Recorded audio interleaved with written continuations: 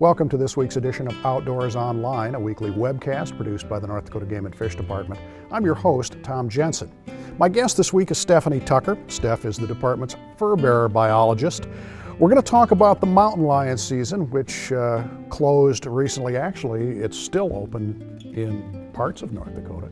That's correct. There's two zones in North Dakota, two hunting zones. One is strictly the Badlands and the Missouri River breaks, and that is where we have our breeding population of mountain lions. And so we run that hunting season out there based on a quota. So we're trying to limit harvest through the quota to protect our breeding population.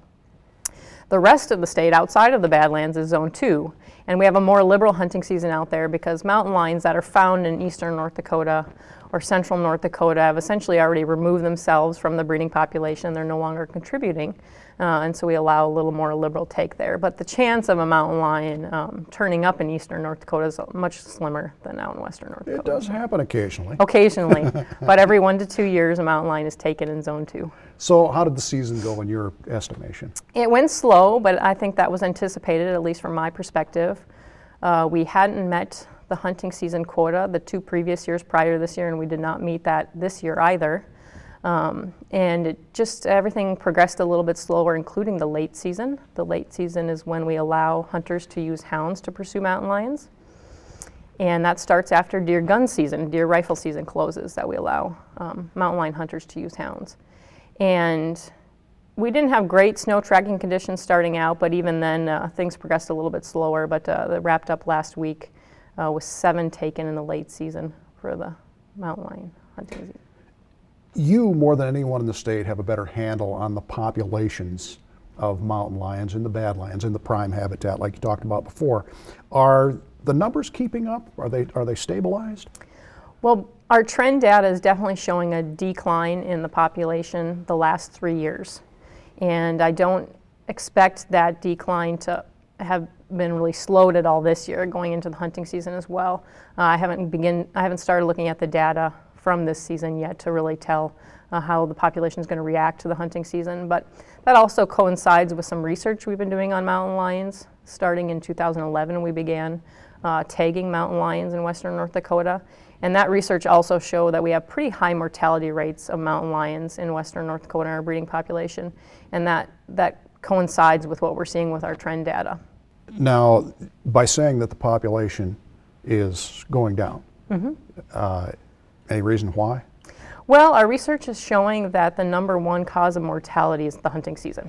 Okay, so there's a lot going on there with our season quotas, and we have a very small, narrowly restricted population, especially compared to just about every other state.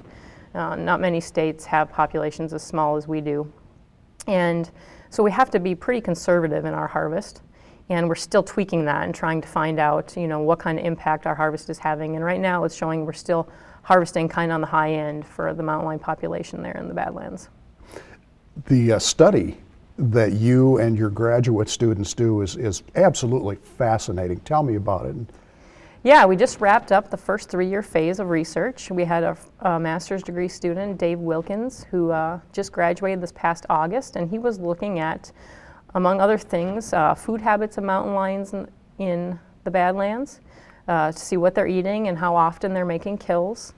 He also looked at survival of radio-collared mountain lions and other tagged mountain lions like mountain lion kittens. So when we had a radio-collared female, for instance, a couple times that gave birth to a litter while we were tracking her, and we would go in and tag those kittens. And then he also just kind of looked at the population health. Now we're starting a second phase of research just this winter here. We got a new graduate student, Randy Johnson.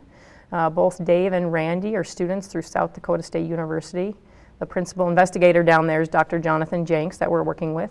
And the objectives for the second phase are just a little bit different. We're going to continue to mark and radio-collar mountain lions and look at survival, see what kind of impacts our harvest seasons are having.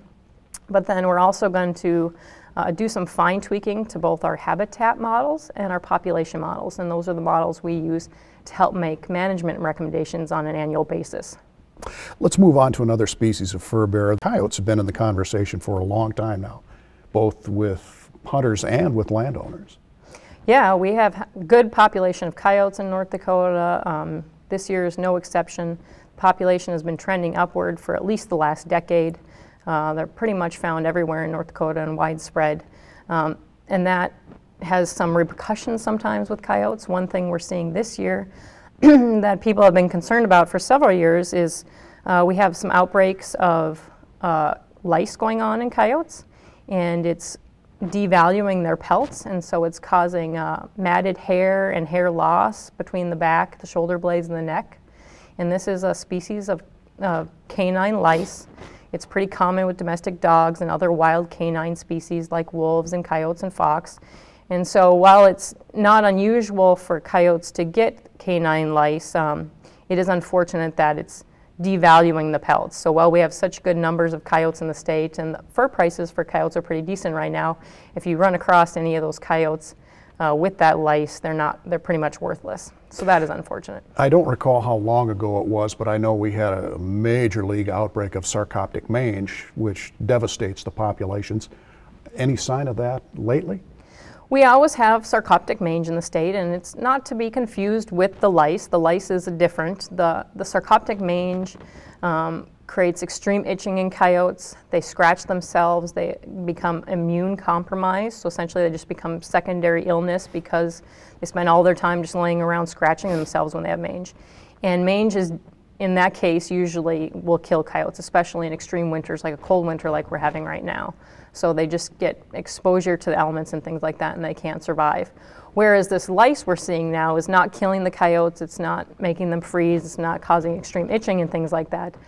So it's a little bit different, but both mange and lice are two diseases that we call density-dependent diseases. And so that means that they're indicators of high populations. Yep, and so we always have Sarcoptic Mange in the state. It flares up from time to time in little pockets around the state. But we've never seen it completely disappear from the state.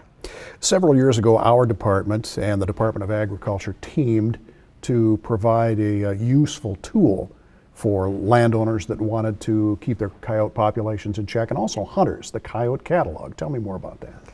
Yes, this is the third year that we've been working with the Department of Agriculture on the Coyote Catalog, which we named. And this isn't the first time the state has tried this. A couple decades ago, they tried a similar program for a few years. But we're going to give it another go around this time. And what it's doing is it's lining up coyote hunters with landowners who are willing to allow coyote hunting on their property and or trapping. And so there's landowners and livestock producers who are uncomfortable with the number of coyotes they're seeing on their property. But they never have anybody stop by and ask to hunt there and things like that. And so this is just a way to get those two groups of people together and hopefully remove some coyotes from areas where the landowners are uncomfortable with the numbers they're seeing. Who can they talk to if they want to register for the Coyote Catalog? If they're a landowner, they should contact the Department of Agriculture or go to their website, the Department of Agriculture, and sign up as a landowner willing to host hunters on his property, his or her property.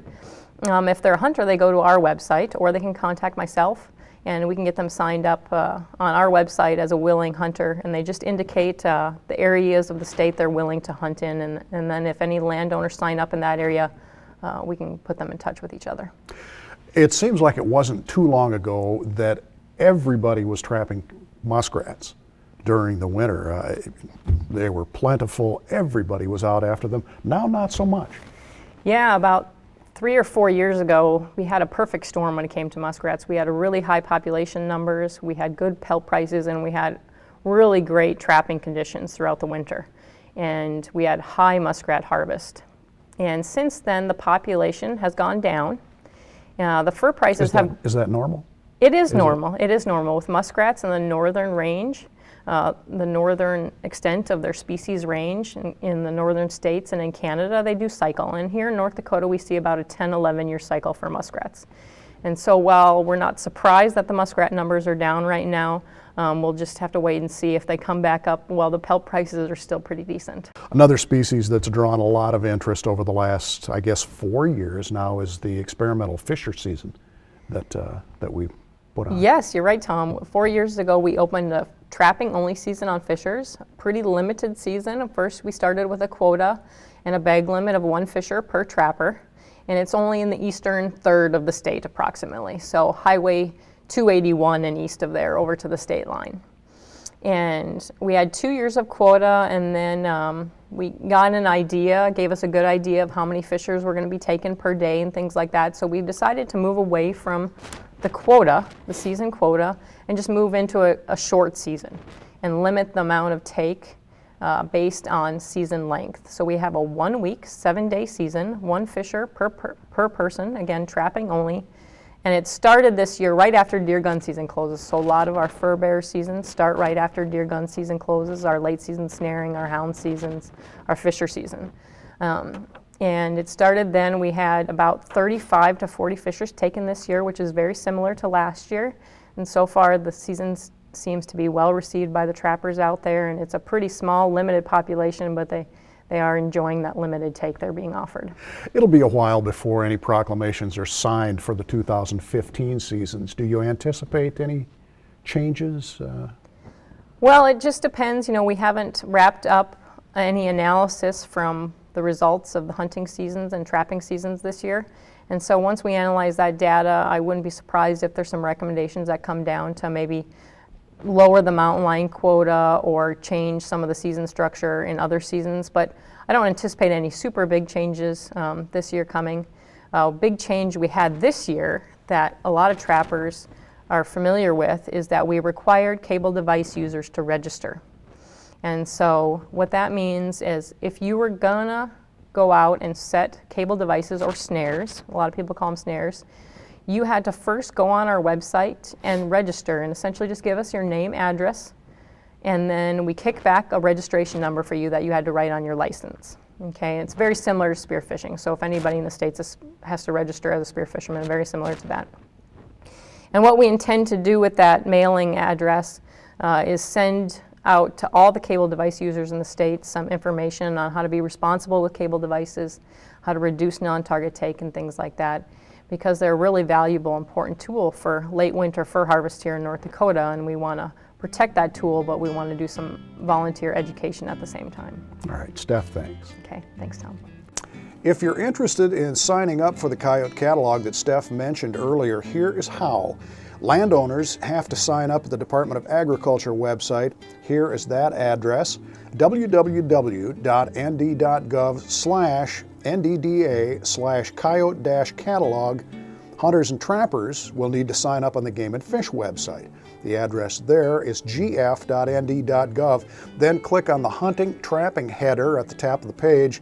Then either click on the Furbearers on the side or scroll down to the Furbearers page. There you'll find Coyote listed. You need to fill out the contact form and submit it, and hopefully you'll be matched with a landowner in your area that's looking for coyote control. For Stephanie Tucker and the rest of the staff here at North Dakota Game and Fish, thanks for joining us for Outdoors Online. We'll see you again next week.